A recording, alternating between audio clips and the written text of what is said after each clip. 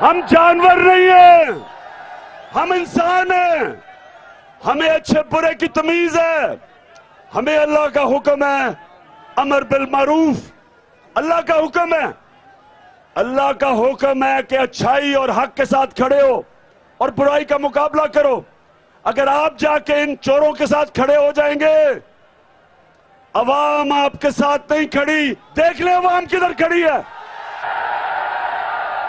सारी कौम इधर खड़ी है, और आप जाके चोरों के साथ खड़े होके और फिर प्रेस कॉन्फ्रेंस करते हैं इन चोरों की हिमायत में। ये समझ जाएं कि मैं इमरान खान एक आजाद आदमी हूं। मुझे मौत, मैं चाहता हूं अल्लाह मुझे मार दे, लेकिन मैं गुलामी नहीं कर सकता। गुलामी से बेहतर मौत है, क्योंकि ला इलाहा इल्लल्लाह, सिवाय अल्लाह के मैं किसी के सामने नहीं झुकता।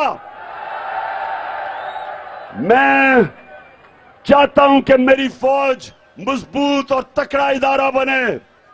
मैं चाहता हूं हमारी सारी कौम अपनी फौज के साथ खड़ी हो, और वो इसलिए कि फौज भी मेरी है, मुल्क भी मेरा है, और हम अपने मुल्क में आजाद रखने के लिए हमें एक मजबूत फौज चाहिए।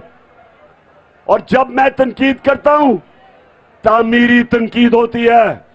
मैं अपनी फौज को नुकसान नहीं पहुंचाना चाहता। हिंदुस्तान के अंदर मीडिया में खुशियां बन रही हैं DGISI की प्रेस कॉन्फ्रेंस के बाद कि जी इमरान खान का और फौज का मुकाबला हो गया या तसादम हो गया। कोई ऐसी बात नहीं है।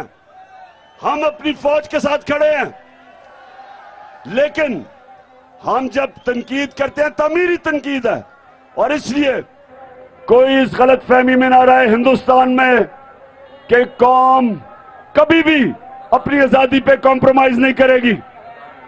अजान हो रही है।